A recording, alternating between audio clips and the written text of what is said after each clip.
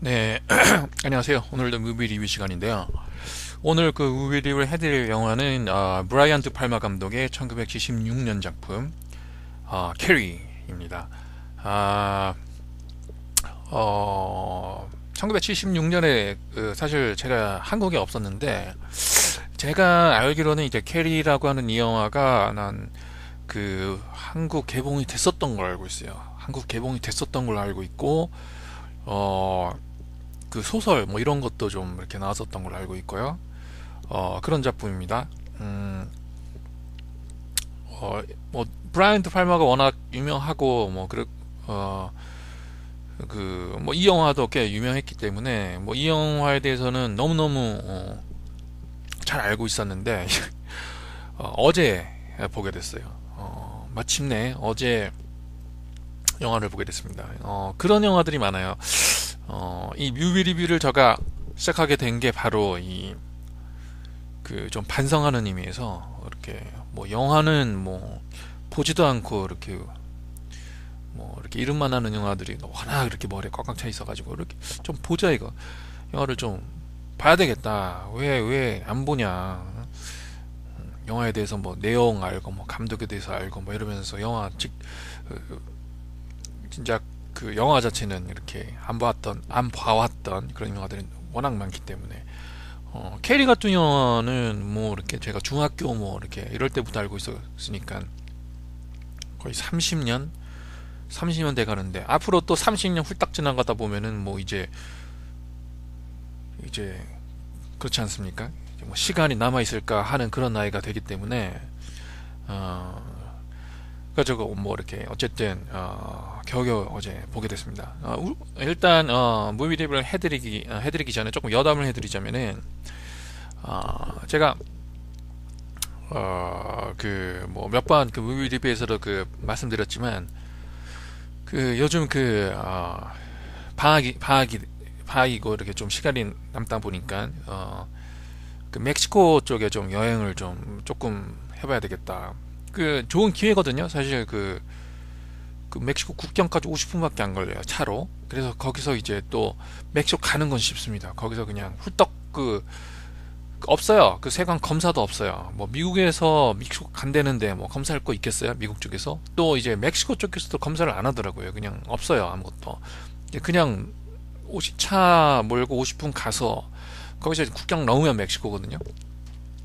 이제 멕시코 이렇게 국경을 넘자마자 나오는 그 도시가 이제 시우닷 후아레스라고 해서 이제 그 마약 전쟁으로 굉장히 유명한 도시거든요. 어쨌든 간에 이제 거기를 기점으로 해서 이제 그 고속버스를 타면은 타도 되고 그게 좋은 기회겠죠. 뭐 그렇게 갈 수도 있는 거고 이제 후아레스에 이제 비행장 가서 이제 거기서 이제 비행기를 타서 그 약간 더 남쪽으로 내려가서 다른 그 멕시코 도시를 방문할 수도 있는 거고요. 어쨌든 간에 이제 멕시코 가는 건 이제 절호의 기회거든요, 지금. 근데 이제 멕시코란 나라가 그 전부터 내가 꼭 한번 가봐야 되겠다라는 생각도 계속 가지고 있었을 뿐더러 뭐 그런 개인적인 뭐런 그 생각 뭐 네, 그을 넘어서 이제 멕시코란 나라가 워낙 그 문화적으로 풍족한 나라 아닙니까? 여러 가지 뭐 이렇게 음식으로부터 해서 문화로부터 해서 이제 그 나라의 그 오랜 그 뭐라 해야 되나, 문명이라든지 뭐 그런 게 많이 남아 있잖아요 거기에. 그래서 이제 가면은 이제 굉장히 많은 것을 배울 수 있을 것이다 그렇게 생각을 해가지고 이제 갔어요. 그래서 갔어요. 이미 말씀드렸죠 무비 리뷰에서. 이제 일단 그 후아레스를 돌아봤고 이제 후아레스에서 이제 고속버스를 타고 이제 그 후아레스가 이제 치화화라고 하는 이제 그 주에 이제 소속되어 있는데 거기에 이제 주도가 이제 또 치화화예요. 거기를 또 고속버스를 타서 가서 이제 2박을 하고 왔습니다. 이제 그렇게 이제 그 두 도시를 이제 돌아다녔어요. 이제 그러면 이제 조금씩 이제 자신감이 생기니까 약간 더 돌아다녀 봐야 되겠다라는 식으로 이제 가면서 약간 더 필요해지는 거예요. 그 멕시코에 대한 이렇게 공부가.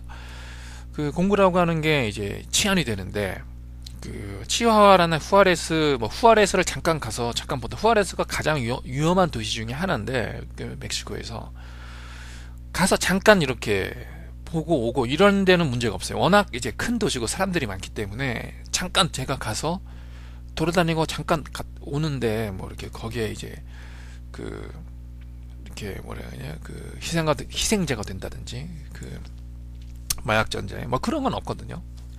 그것도 치와도 워낙 큰 도시고 뭐 그런 곳이기 때문에 뭐 이렇게 사람 있는 곳 낮에 이렇게 돌아다니고 이렇게 하다 보면은 이렇게 크게 문제는 없습니다, 사실은.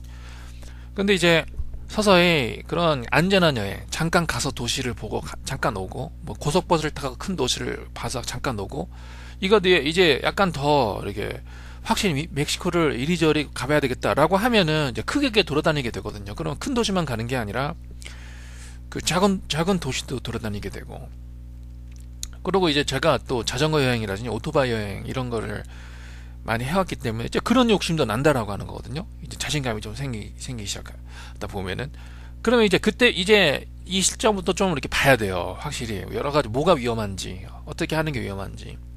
근데 지금 굉장히 이렇게 공부를 하고 있는데 뭐 다른 건 없어요. 다른 건 뭐 워낙 제가 많이 가봤기 때문에 다른 그 나라들을, 그리고 자전거 여행 이런 거를 해서 뭐 오지에도 들어가 보고 뭐 분쟁 지역도 가보고 스리랑카 같은 경우에는 그랬기 때문에 뭐 저만의 노하고 있는데, 이제 멕시코 같은 경우에는 그런 것 플러스 해서 특별한 상황이 지금 진행되고 있다라고 하는 거거든요. 그게 바로 이제 마약 전쟁인데,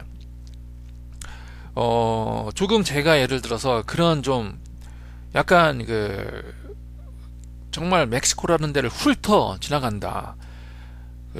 고속버스일 수도 있고, 그러니까 오토바이일 수도 있고, 자전거일 수도 있고, 그렇게 하면은 조금 그거는 좀 이렇게 고려를 해야 돼요. 어디가 위험한지, 어떤 것이 위험한지. 그래서 이제 그 마약 전쟁이라고 하는 것 위주로 이제 그 공부를 하다 보니까 어떤 치안 상태라든지 어떤 위험이 있는지라든지 그 마약 전쟁을 주로 다루는 어떤 블로그도 있어요. 그 하루하다 이게 그 올리거든요. 그 어떤 곳에 어떤 일이 일어났냐라고 하는 것에 대해서. 그래서 이제 공부하다 보니까 어떤 곳이 위험하고 이렇게 위험한 지역이 있고,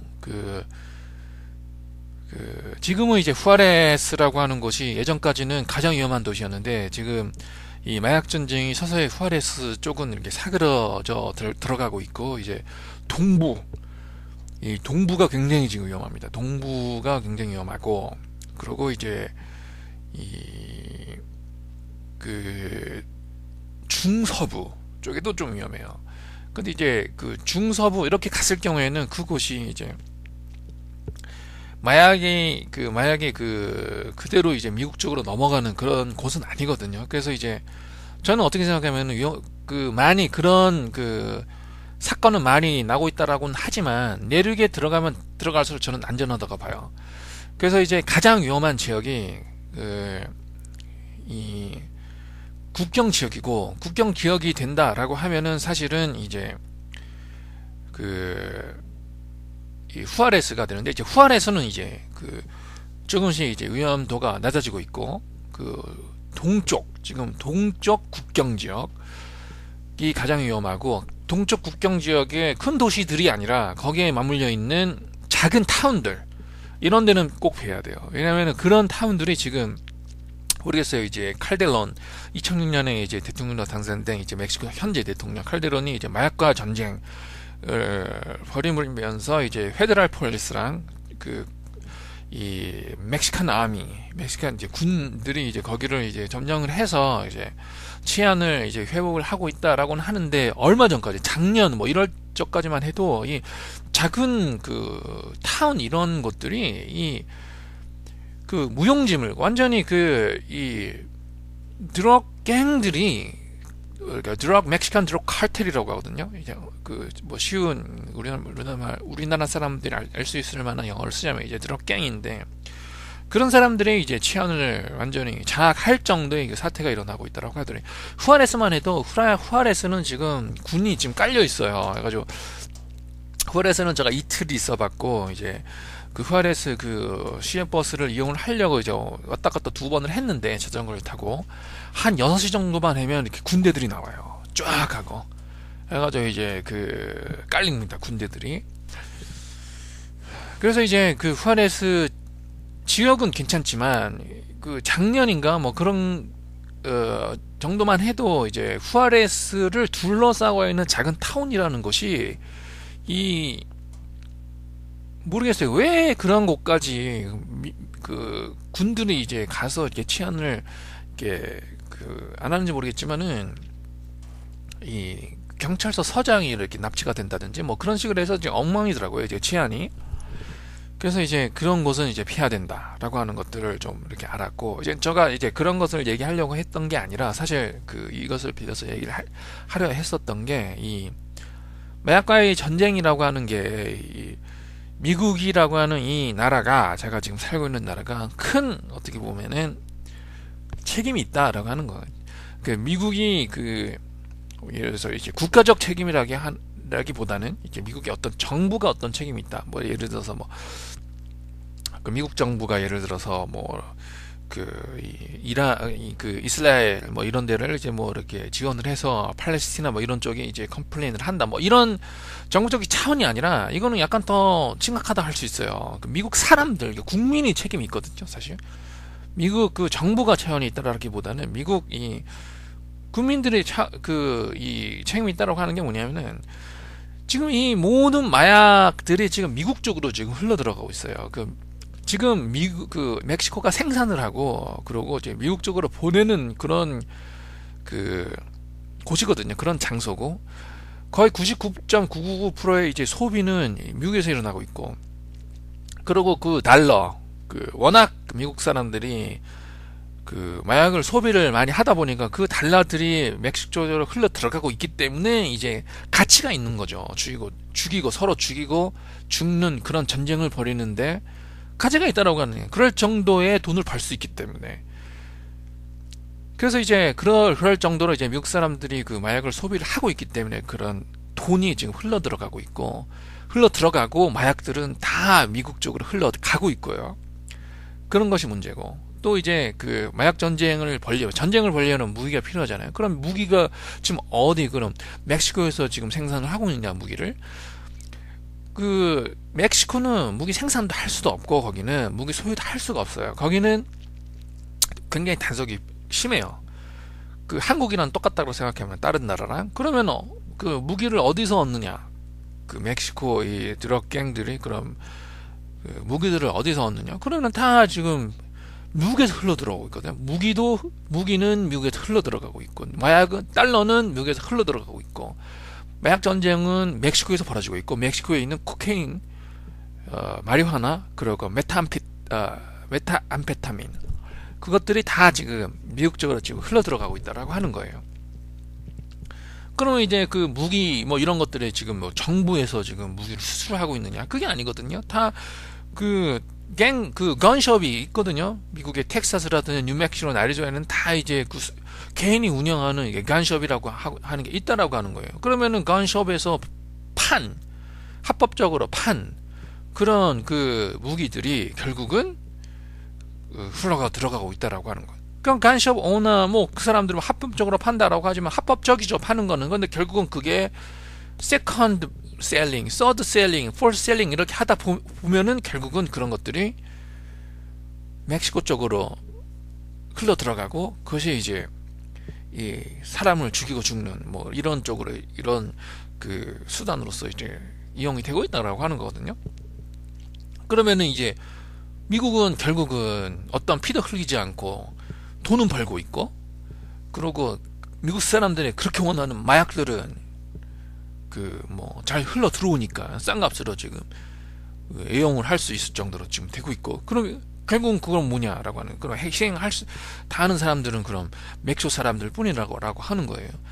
그럼 정말로 미국 사람들이 그런 마약을 그렇게 애용을 하느냐 모르겠어요. 저는 코케인, 뭐 이렇게 메탄페타민이 그거거든요. 이제 히로뽕, 한국에서는 히로뽕이라고 하는 건데, 메탄페타민은 잘 모르겠어요. 그거는 제가 이렇게 하는 걸 제가 본 적이 없는데, 이제 코케인 같은 경우에는 제가 바 같은 거 다니면서 퍼플라에서 화장실에서 하는 걸 봤어요. 젊은 사람들이 나보고 이렇게 권하더라고요. 그래서 안 하겠다 그랬는데, 그러니까 그게 어디서 났느냐? 그게 뭐 자국 생산은 아니거든요.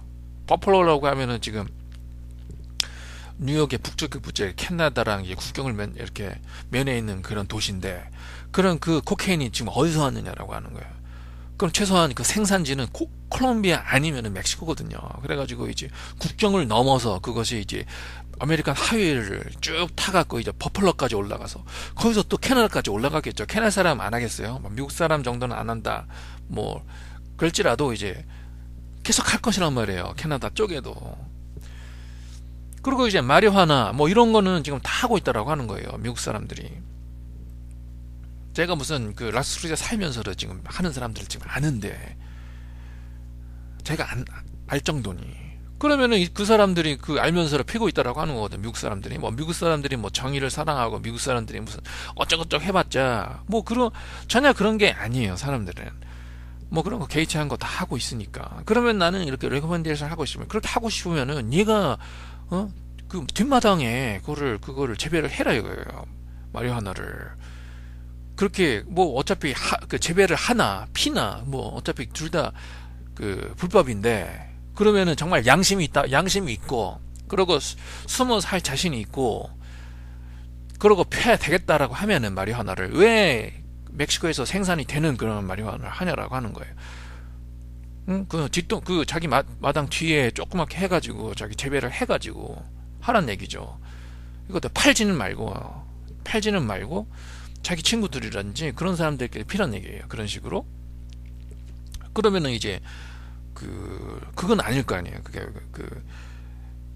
드럭 트레이더를 이제 셀링은 안 될 거 아니에요. 재배를 하고 자기가 컨슈밍을 했다라고 하니까 좀 약간 그 낮은 쪽의 그 법률이 적용이 되겠죠. 그렇게 하면은 하여간 좀 굉장히 문제가 있어요. 그래서 이제 제가 이제 그 멕시코를 제가 2번을 갔다 왔는데 참 좋은 나라고 사람들도 굉장히 그 친절하고 멕시코 음식이 너무너무 좋았고 저도 그래서 이제 자꾸 이렇게 가고 싶어 하게 만드는 그런 나라거든요. 그러면 이제 한 나라를 이제 살아다 보면은 그러면 자꾸 가게 되는 거고 자꾸 가려면은 그런 데를 이제 리서치를 해야 될 거 아닙니까? 뭐 치안 같은 거를 그렇게 하다 보면은 드러그 워라고 하는 인포메이션을 안 접할 수 없고요. 그렇게 공부를 하다 보니까 이제 그런 비판이 일게 됐다라고 하는 거예요. 미국에 대한 비판이. 그래서 한번 이게 뭐 이렇게 낱말이 아니라 이렇게 사람들이 죽어가고 있다. 그럼 자기 나라 사람, 자기 나라라고 하는 것도 사실은 우습거든요. 이게 나라라고 하는 건 선택을 할 수 있는 거 아닙니까? 캐나다 시민이 될 수도 있는 거고, 호주 시민이 될 수도 있는 거고, 미국 시민이 될 수도 있는 것. 그거는 못 바뀌겠죠. 에스니시티라고 하는 거는 못 바꾸겠죠. 예를 들어서 이제 제가 에스니시티가 어디냐라고 했을 경우에는 바꿀 수는 없는 거란 말이에요. 어느 세대까지는 바꿀 수가 없다라고 하는. 예를 들어서 제가 미국 이민을 가서 이제 뭐 10세대 정도 계속 지나갔다라고 하면은 좀 모르겠죠. 제가 무슨 얼굴은 알겠죠. 얼굴은 예를 들어 이스트에이시안이라고 하는데 이제 제가 일본 갠지 무슨 중국 갠지 한국 갠지 그게 좀 헷갈릴 그런 상황이 벌어질 수는 있거든요. 그런 게 이제 미국 유럽 출신의 사람들이 이제 자꾸 이렇게 섞이고 이렇게 하다 보니까 뭐 자기가 아일리시인지 저민인지 뭐 이렇게 모르는 사람들이 좀 많은데 하도 이렇게 자꾸 이렇게 섞이다 보니까 뭐 그렇게 되겠죠. 저도. 근데 이제 2, 3대 이런 데까지는 이제 에트니시티라고 하는 거는 계속 따라붙는데 국적이라고 하는 건 따라붙지 않습니다. 전혀. 국적이라고 하는 거는 사실은 그냥 국적이라고 하는 게 이렇게 벌 수도 있고 취득할 수도 있고 뭐 그런 것이 돼버렸어요. 요즘은. 그러니까 이제 국적을 자기가 어떤 국적에 소속이 되어 있느냐에 따라서 예를 들어서 휴머니탈리안 좀 어떤 뭐라 해야 되나 연민이라든지 어떤 걱정이라든지 그런 것이 어떻게 좀 이렇게 강약이 이렇게 나타난다라고 하는 거는 좀 어떻게 이기주의적인 것일 수도 있어요. 어떻게 보면은. 그럼 제가 지금 라스크루스에 살고 있고 그러면 50분 지나서 국경 바로 건너에 지금 그런 굉장히 상상을 넘어가는 잔인한 상황이 벌어지고 있다. 죽이고 죽는. 그렇게 되면은 그런 거는 어떻게 보면은 한번 생각을 해볼 만한 어떤 문제라고 저는 생각을 합니다. 어쨌든 이게 여담이 없습니다. 오늘 캐리 한 15분에 끝내겠습니다. 이 영화. 캐리 브라이언 드 팔마 감독이 이제 캐리는 아까도 초반에 말씀드렸지만은 제가 알고 있었어요. 예전부터. 근데 계속 이렇게 못 본 영화인데 어제 처음으로 이제 보게 됐거든요. 사실 브라이언 드 팔마 감독 영화는 이렇게 보니까 많이 봤어요. 제가 의외로 예를 들어서 이제 그 쭉 이렇게 그 필모글래피를 지금 위키피디아에서 보고 있는데, 이걸 하나씩 이제 연대별로 이렇게 꼽아서 제가 본 영화를 말씀드리자면 이제 팬텀 오브 더 파라다이스를 봤어요.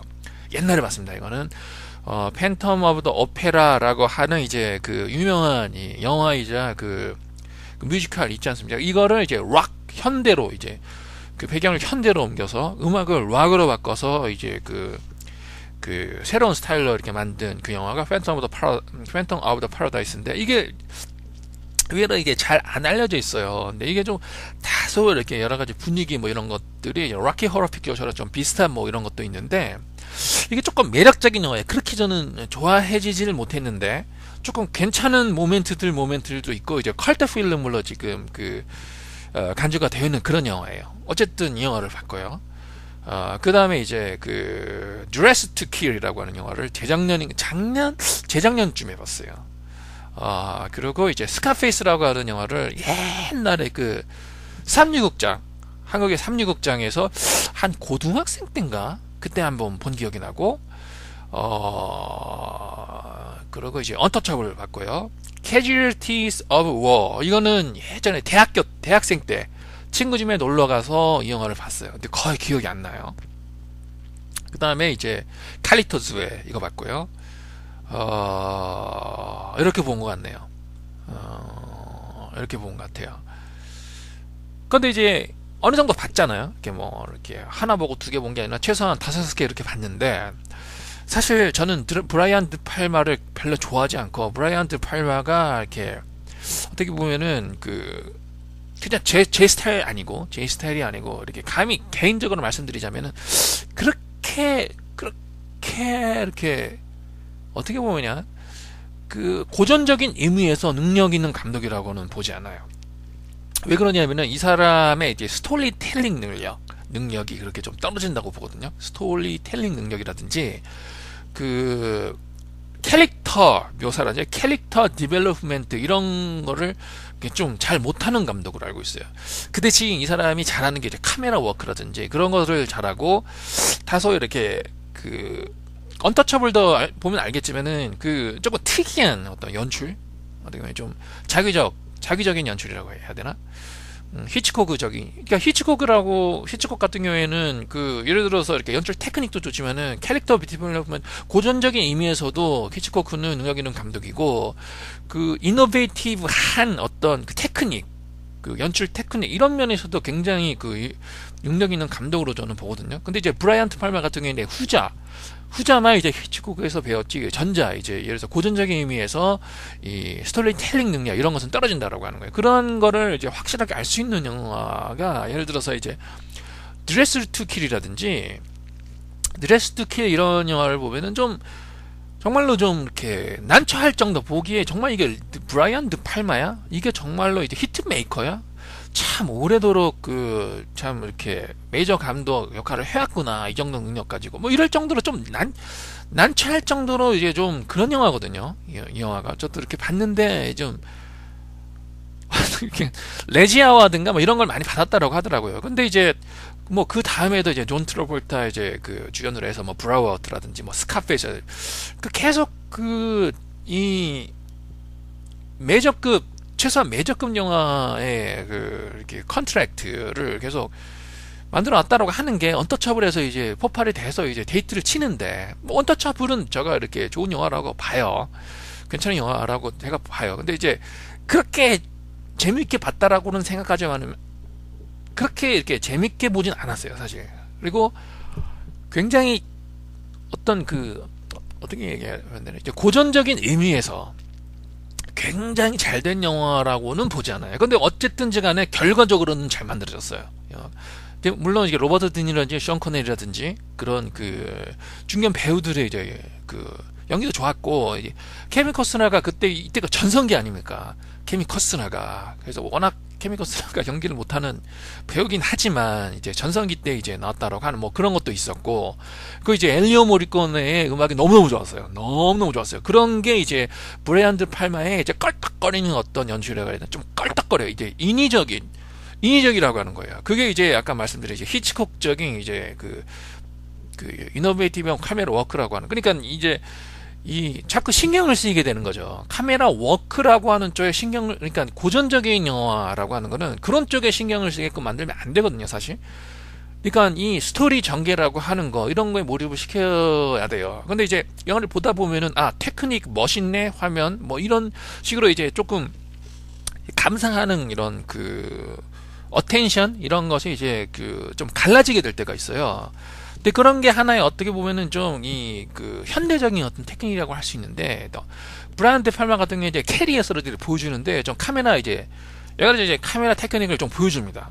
카메라 테크닉은 보여줘요. 근데 그런 거는 사실 좀 이렇게 멋있어요. 멋있긴 멋있는데 이제 그 언터처블에서도 좀 이렇게 그 좋은 표현은 아니지만 좀 이렇게 껄딱거리는 어떻게 그 전개, 영화의 전개라고 하는 것이 있는데, 이런 것이 이제 그 굉장히 아방가르드한 엘리오 모리콘의 음악이랑 잘 이렇게 맞아서 아주 좀 이렇게 특이한 영화가 됐죠.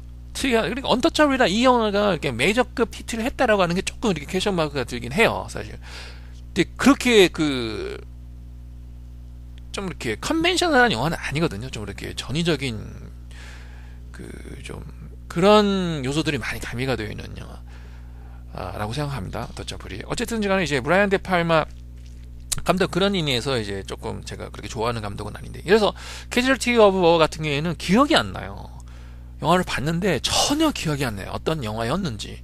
그리고 이제 그때 제가 보면서 느낀 게 하나가 있는데, 야, 브라이언 드 팔마 이 감독은 이제 그 베트남 전쟁 뭐 이런 사실, 그러니까 이게 어떤 이 그 굉장히 그 화제가 된 어떤 사실이라고 하는, 그러니까 뭐라 해야 되나, 이제 베트남 그 전쟁이라고 하는 게 사실 있었던 그런 얘기잖아요. 그러면 그런 것을 재현할 경우에는 우리의 어떤 그 영화를 보면서의 생각이, 이게 정말 그게 그때가 있었나, 60년대에 있었던 일인가라고 하는 어떤 연관성을 매짐으로 해서 그 영화의 뭐라 그래야 되나, 좀 설득력 이런 것이 나오는 거 아닙니까? 근데 이제 말씀드렸다시피 그 자기적인 연출이라고 하는 것들이 있다라고 하는 거예요. 그러면은 베트남 전쟁이라고 하는 사실주의적인 어떤 주제를 이래서 굉장히 자기적인 연출 스타일로 만든다라고 하면 어떻게 되겠어요? 그러면 이제 그 현실성이 떨어지는 거고, 그러면 설득력이 떨어지는 거 아닙니까? 근데 사실 이 영화의 스토리 이런 거는 전혀 기억이 안 나요. 근데 그때, 야, 브라이언 드 팔마 이 사람 전쟁, 이런 베트남 전쟁을 그 주제로 한 영화 이 사람 만들면 안 되겠다, 이렇게 생각하는 거는 지금도 기억이 나거든요. 어쨌든 간에 이제 제가 이제 개인적인 브라이언 드 팔마에 대한 이제 그 생각은 이랬는데, 딱 하나 제가 브라이언 드 팔마의 연출 능력에 대한 어떤 생각을 바꾸게 된 영화가 딱 하나가 있어요. 그게 뭐냐면은 칼리토즈 웨이예요. 칼리토즈 웨이. 칼리토즈 웨이는 제가 어떻게 보게 됐냐면은, 이제 OCN인가 무슨 액션 채널인가 이걸 굉장히 많이 틀어줬어요. 그래서 이제 채널을 돌리다 보니까 자꾸 이제 보게 돼서 이거를 몇 번 봤는지 모르겠어요. 근데 사실 나는 칼리토즈 웨이를 보면서, 야, 이게 누가 감독을 했을까? 영화 진짜 잘 만들었다. 이게 잘 만들었다는 얘기가 뭐냐면, 이제 아카데미상을 받을 뭐 이런 영화라든지 뭐 이렇게 까는 영화제 뭐 이런 얘기를 하는 게 아니라, 영화를 굉장히 잘 만들었다라고 하는 거예요. 이제 재밌게 보게끔 영화 처음부터 끝까지 그런 오락적인 스토리텔링, 고전적 의미에서 굉장히 잘 만들었다라고 하는 거거든요. 그래서 이게 누가 만들었을까라고 보니까 이제 브라이언 드 팔마가 만들었다라고 해서, 야, 이게 정말로 브라이언 드 팔마가 만들었나, 그런 생각이 들었어요. 그러니까 카메라에 장난이 없어요. 이 영화는 카메라에 장난이 없고 굉장히 스트레이트 포워드한 그 누아르 영화예요. 누아르 갱스터 영화예요. 그리고 굉장히 잘 만들었어요. 그 긴장감을 굉장히 느끼게 할 정도로, 그러니까 흡사 마르틴 스콜세지나 그 퀸틴 타란티노, 이 두 감독이 스토리텔링 능력이 그냥 있거든요. 퀸틴 타란티노가 그 스토리텔링 능력 이런 것이 있는 감독이거든요. 이 사람이 킬빌이라든지 이런 영화를 봤을 경우에는 끝내주거든요. 그런 게. 그래서 나는 그런 걸 느꼈는데, 이게 브라이언 드 팔마 감독인 줄 알고 깜짝 놀랐고, 난 어떻게 느꼈냐면, 이거 도대체 조 감독이, 브라이언 드 팔마가 1993년 정도 되면 이제 거장이 됐잖아요. 그래서 이게 바빠서 조 감독한테 맡겼나? 또는 지금까지 했었던 게 일부러 그랬어? 이렇게 껄떡거리는 그 카메라 그 자기적인 그 연출 스타일, 또는 이제서야 이 사람이 좀 배웠구나 연출이라고 하는 거를, 이렇게까지 생각을 했어요. 그러니까 한번 브라이언 데 팔마에 대해서 이게 그 관심 있는 사람은 한번 봐보세요. 칼리토스 웨이라 그 전에 영화들을. 어쨌든 간에 캐리 어제 봤는데 사실 그 제가 느끼는 모든 그 비판적인 부분, 그리고 이제 단점 장점 모든 것이 들어있었어요, 캐리. 그런데 캐리는 제가 재밌게 봤고, 이 영화는 그런대로 이제 그 성공을 한 영화고, 아카데미 그 노미네이트를 2개를 받았고요. 그리고 히트를 했고, 그리고 IMDb에서 점수가 좋고요. 제가 봤어도 그런대로 즐겼어요. 근데 그게 몇 가지 이유가 있어요. 몇 가지. 그게 하나가 뭐냐면은, 이게 많은 경우 이게 그 공포 영화 이런 식으로 알려져 있는데, 이게 어떻게 보면은 그 하나의 그 불쌍한 소녀를 다룬 어떤 비극이거든요. 그러니까 이 영화가 재밌었다, 이 영화에 어떤 감정이입이 됐다라고 했을 경우에는 이 딱 하나밖에 없어요. 이 영화에 뭐냐면은 CC 스페이스이 이제 캐리라고 하는 그 여자애를 연기를 했는데, 이 너무너무 그 이렇게 불쌍하게 처음부터 끝까지 이게 죽거든요. 마지막에 처음부터 끝까지 괴롭힘을 받다가 마지막에 복수를 하고 마지막에 불쌍하게 죽습니다. 근데 그런 영화를 이 영화를 봤을 때 우리가 그 동정을 안 가질 수가 없어요. 동정을 안 가질 수가 없습니다. 이 영화는 너무너무 그 불쌍하게 그렸어요. 근데 불쌍하게 그렸다라고 그냥 불쌍하게 그리면 그럼 사람들의 그 연민의 정을 느끼고 감정이입이 되느냐? 그런 게 아니라, 그런 소녀를 시시 스페이스기라고 하는 배우가 너무너무 연기를 잘했다라고 하는 거예요. 연기를 너무너무 잘했어요. 그러니까 이제 그런, 예를 들어서 우리가 연민을 느끼게 할 만한 그런 캐릭터가 있고, 그런 캐릭터를 연기를 잘하는 어떤 배우가 연기를 했다라고 하면 끝나는 거죠. 우리가 감정이입이 되고, 감정이입이 됐다라고 하면은 이 영화는 재밌게 봤다라고 하는 거거든요. 감정이입이 안 되면은 어떻게 보면은 재미를 느낄 수가 없거든요. 어떤 그 굉장히 단순한 의미에서. 그래서 이제 히트를 한 거 아닙니까? 그게 하나가 있고, 그래서 이제 그 많은 경우 이게 공포 영화라는 식으로 알고 있는데, 공포적인 장면은 거의 없어요. 이게 93분인가 굉장히 짧은 영화거든요. 짧은 영화인데, 이 소위 말해서 이제 그 호러 필름이라든지 이제 슬래셔 필름, 이제 그런 쪽으로 이게 분류되는 어떤 부분이라고 하는 거는 마지막 10분 정도밖에 없습니다. 처음부터 끝까지 캐리가 어떤 식으로 그 다른 사람들에게 그 괴롭힘을 받았으며, 그 어떤 문제점이 있는 가정에서 자라고 있고, 그리고 그 어떻게든 사람들에게 좀 이렇게 동화가 되려고, 보통 소녀가 되려고 노력을 하고 있는가라고 하는 것에 대해서 보여줍니다. 거의 모든 부분이. 그러면 알겠죠. 그러면 어떤 부분, 이 영화가 재밌었다라고 했을 경우에, 그러면 그런 것이 80분인데 그런 영화가 전혀 재미없었고, 보통 이제 캐리가 공포 영화라고 하니까 그 10분, 마지막에 나오는 10분 정도 이제 지속이 되는 게 공포 씬, 거기만 재밌었다라고 하면은 이 영화를 재밌게 봤다라고 말할 수 없는 거 아닙니까? 이제 80분이 중요한 건데, 초반 80분이 그게 공포 영화가 아니란 얘기예요. 그러니까 그런 것이 이제 하나 이제 장점으로 작용을 했고, 이제 두 번째가 사실 이제 그 브라이언 데 팔마가 여기서도 이렇게 나오거든요. 누가 이제 각본을 썼는지는 잘 모르겠어요. 그냥 봐볼까요? 각본이 봅시다. 스크린 플레이, 이렇게 소설은 스테판 킹의 이제 그 캐리라고 하는 소설을 이제 그걸 이제 소재로 했다라고 하는데, 이제 각본은 이제 러렌스 디 코헨이라고 하는 사람이 했다라고 하는데 잘 모르겠어요, 누군지. 이제 스테판 킹이 유명하죠. 이 사람 소설은 엄청나게 많이 그 영화가 되니까. 근데 이제 이렇게 어제 제가 본 DVD는 그게 없어요. 서브 타이틀이 없더라고요.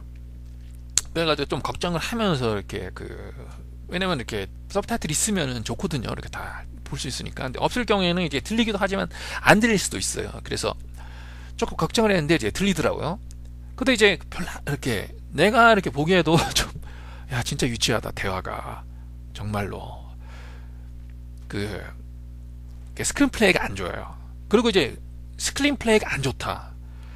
거기에다가 이제 브라이언 드 팔머의 이 그 굉장히 그 좀 그 이렇게 좀 뛰어나지 못한 이 캐릭터 묘사라든지 뭐랄까 스토리텔링 능력, 연출력이라고 하면은 또 모든 부분에 거쳐서 이제 표현을 해버리기 때문에 그렇게 말할 수는 없고, 스토리텔링 능력이라든지 이제 캐릭터 디벨롭먼트 이런 것이 굉장히 그 잘 못하기 때문에 가끔가다 보면은 굉장히 이렇게 야 왜 이런 식으로 찍냐? 야 진짜 유치하다 이거 진짜, 이런 장면 정말 있어요. 보면서 야 진짜 어색하다. 근데 굉장히 멋있는 장면 이렇게 나오면서 사람들이 이제 대화를 한다든지, 이제 보통 장면 있잖아요. 보통 장면, 대화를 하는 장면이라든지 뭐 그런 경우 탁 들어갔을 때 브라이언 드 팔마가 굉장히 이걸 못해요, 연출을. 그래서 야 진짜 이거 좀 왜 그런 식으로 찍나? 왜 뭐 이렇게 각도를 왜 그래?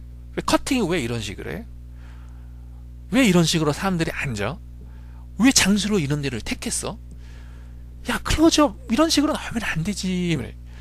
그런 게 있어요. 제가 보기에도. 제가 뭐 이렇게 영화 전문은 뭐 이렇게 그것도 아닌데, 제가 프로페셔널도 아닌데, 제가 느낄 정도라면, 물론 뭐 이렇게 듣는 사람은 뭐 이렇게 네 취향이 아니기 때문에 너 이렇게, 근데 꼭 그런 것 같지는 않고 좀 사실 그런 게 좀 있었던 것 같아요. 그러면 이제 각본이 안 좋고 연출력이 안 좋은데 그 연기들이 좋았더라고. 그러니까 무슨 얘기냐면, 이게 어떻게 보면은 이 조금 이렇게 살려준 거예요. 이 영화를 캐스팅을, 뭐 캐스팅 다이렉터가 누군지 모르겠지만 캐스팅을 좀 잘한 것 같아요. 우선 이제 시시 스페이섹이라는 이제 배우가 이제 워낙 연출력이 별로 안 좋고 이제 대화가 안 좋다 보니까 이렇게 대화를 하는 장면은 똑같아요. 이제 안 돼요. 그런데 이제 시시 스페이섹이 이제 보여줘야 되는 장면은 이게 대화라기보다는 얼굴 표정이, 왜냐하면 이 여자애가 기가 죽어 있거든요. 기가 죽어 있고 항상 자기가 사회에 나가서 이렇게 자기가 노출이 되는 걸 무서워하고 있고, 그리고 마지막에 엄청난 굴욕을 당하고 마지막에 불쌍하게 죽는다라고 하는 그런 모든 장면을 연기를 하려면은 대화로 할 수 있는 게 아니라 표정이라든지 몸 연기를 해야 되거든요. 그래서 마지막에 이제 클라이맥스 장면에서 엄청나게 연기를 잘했는데 그게 대화가 전혀 안 나와요. 몸 연기. 근데 그런 연기를 너무너무 잘했어요. 시시 스페이섹이. 마지막에 이제 피를 뒤집어 쓰거든요. 피를 뒤집어 쓰면서 이제 분노가 폭발해요. 그렇게 착한 애서 뭐 그런 게 없었는데, 그러면서 이제 마녀처럼 이렇게 변하는 그 장면을 이제 몸 이런 거, 눈빛 이런 걸로 이렇게 보여주는데, 그리고 이제 마지막에 뭐 이렇게 들어가서 집에 들어와서 목욕을 하고 또 마지막에 이제 어머니랑 이제 또 문제가 생기고 뭐 이런 것까지 이제 거의 대화가 안 나는데, 거기는 이제 표정, 눈빛, 몸짓 이런 걸로 이제 연기를 하는데 굉장히 빛나는 연기를 보여줬어요. 그래서 역시나 이제 아카데미상에서 이제 주연 여우상 이제 노미네이트가 되죠. 1976년에. 그런 거라든지, 나머지 이제 파이퍼 라울리라고 하는 이제 어머니, 시시 스페이스의 이 여자 캐리의 어머니 역을 한 이 여자가 이제 굉장히 이제 특급 배우는 아닌 것 같아요. 이제 허슬러에서 펄 뉴맨의 이제 상대역으로 나온 이제 여배우인 것 같아요. 이 어머니도 이제 조연 여우상을 받았는데 이 여자도 그런데 연기를 잘했고, 그리고 이제 조연들도 이제 낸시 알렌, 브라이언 드 팔마의 이제 아내이기도 했죠. 이혼을 했지만. 그래서 이제 이 여자가 누구냐면은 이제 로보캅에서 머피의 가장 친한 여자 이제 경찰로 나온 그게 낸시 알렌이거든요. 이제 드레스 투 킬에서 나오고 이제 브라이언 드 팔마 영화에서는 많이 나왔는데, 이 여자도 이제 이 영화가 이제 첫 데뷔작이라고 하는데, 이제 그런 이 조연급 배우들도 연기를 잘했어요. 이제 또 재밌는 게 이제 존 트라볼타도 나옵니다. 이제 나쁜 이렇게 젊은이로 나오거든요. 그러니까 이제 시시 스페이섹도 거의 이 영화에서 이렇게 두 번째인가 그래요. 시시 스페이섹이 이제 그 전에 이제 하나 영화에 나와서 이제 조금 화제가 된 영화 배드랜드인가 뭐 그런 걸 이렇게 제목이 배드랜드라고 하는 어떤 제목 영화에서 나온 거 빼고 이게 두 번째 작품인가 그런데 이제 주연 여우상 노미네이트 아카데미상 이렇게 받았고, 이제 존 트라볼타라든지 낸시 알렌이라든지 나머지 이제 이게 학교물이다 보니까 젊은 이제 학생들, 윌리엄 컷 아메리칸 히로라고 해서 이제 80년대 초반에 이제 그 실패만발 그리고 그 초짜 이제 슈퍼맨으로 나왔었던 그 TV 시리즈가 있었잖아요. 윌리엄 컷. 이 사람도 이 영화에서 나오거든요. 결국은 여기서 이제 다 나왔었던 조연 배우들이 이후에 다 주연급 이렇게 대스타로 성장이 하거든요. 그러니까 이제 그런 의미에서 캐스팅을 얼마나 잘했다라고 하는 거예요. 여기에 나왔었던 이제 조연급 배우들이 다 유명한 배우로 성장이 됐다라고 하는 거예요. 그런 의미에서 이제 조연급 배우들의 연기도 이제 그 백업을 받았고, 그렇게 하다 보니까 그 좀 미숙한 브라이언 드 팔머의 이제 캐릭터 연출, 그리고 이제 조금 듣기에도 민망한 그 각본 뭐 이런 것에도 불구하고 연기가 좋았어요. 그래서 이제 이 영화가 살았고요. 그 다음에 뭐냐면은 이 시시 스페이스에게 남편이 이렇게 아트 디렉터라고 하는데, 그 아트 디렉터가 이제 잭 피스크라는 그 사람이에요. 아트 디렉터 이름이 잭 피스크예요. 이 사람이 이제 함께 시시 스페이스가 이때도 이제 아내였는데, 이제 시시 스페이스 아내는 이제 주연을 맡게 되고, 이제 잭 피스크가 이 영화에서 이제 그 아트 디렉션을 맡았어요. 그래서 이제 그 지금까지도 이제 이혼을 안 하고 이제 부부인데요. 제가 느꼈는데 그 잭 피스크 뭐 이런 거는 잘 몰랐어요. 그 전에 영화를 보면서도 굉장히 이 조명이라든지 그 아트 디렉션 정말 잘했다. 특히 어디서 굉장히 잘했냐면은 이제 클라이맥스로 가면서 이제 그 플럼, 고등학생들 이제 졸업 플럼, 그러니까 파티죠. 학교에서 주최하는 술이 없는 고등학생들이기 때문에, 근데 거기로 이제 돌입을 하게 되다가 이제 점점 이제 그 시시 스페이스기 그 윌리엄 컷가 이제 그 어떻게 보면은 좀 어떻게 친절을 베풀어야 되겠다 뭐 그런 의미에서인지 모르겠지만은 그 인기가 없고 어떻게 보면은 이제 조금 자신감이 없고 그렇게 이쁘지 않은 이렇게 캐리라고 하는 좀 특이한 여자애를 이제 초대를 하게 자기 파트너로서 이제 같이 그 초대를 하게 해서 그 같이 춤을 추고, 이렇게 점점 이제 캐리가 이제 고조가 되는 거예요. 제일 처음에는 너무너무 이제 처음이거든요. 프롬 이런 데 가서 남자랑 이제 댄스를 하고 이런 게 처음이에요. 이제 처음에는 굉장히 긴장이 되고 그랬지만은 같이 추고 이렇게 사랑을 이렇게 그 정말 이렇게 윌리엄 컷이 그 남자가 사랑했는지는 모르겠지만은 그 어떻게 보면 호의일 수도 있겠죠.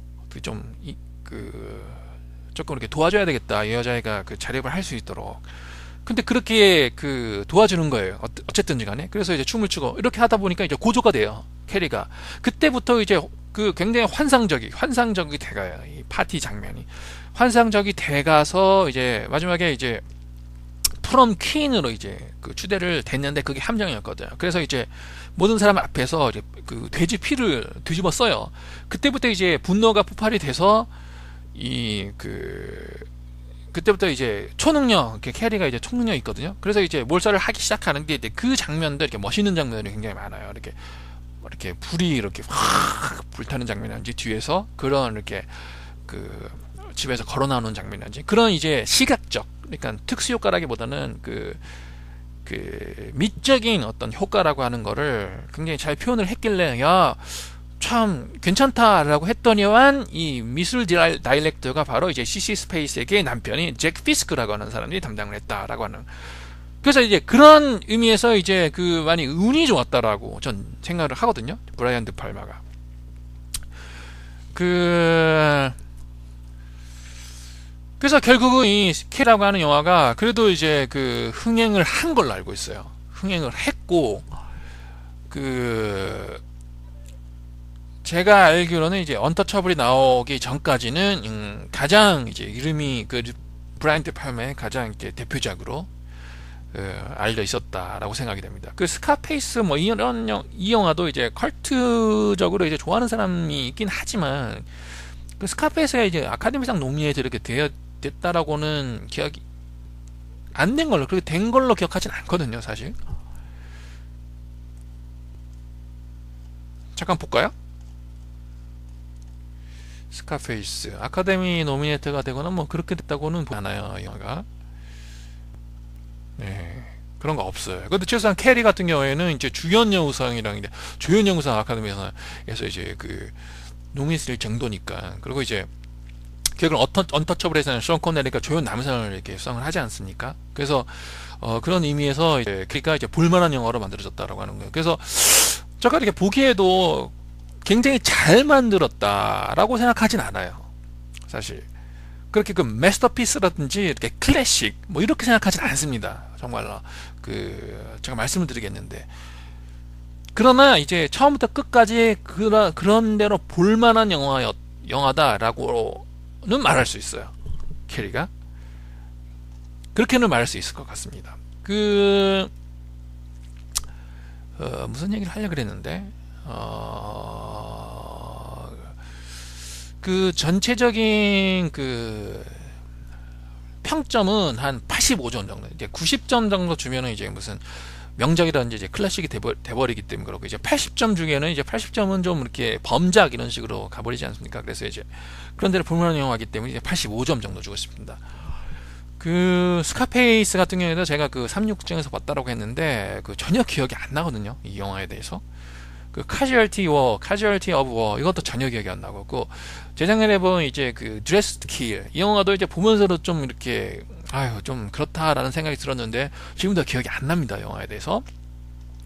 그래서 이제 뭐라 해야 되나,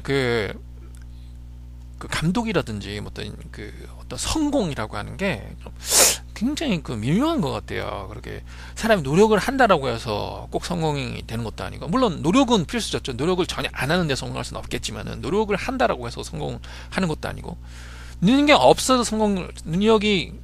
없어도 성공할 수 있다 이렇게 해서 보진 않아요. 그렇다고 해서 꼭 능력이 가장 있는 사람이, 능력이 있는 사람들 중에서 능력이 가장 있는 사람이 꼭 성공을 한다라고 그렇게 보진 않아요. 그러니까 브라이언 드 팔마라는 감독이 그래도 하나의 굉장히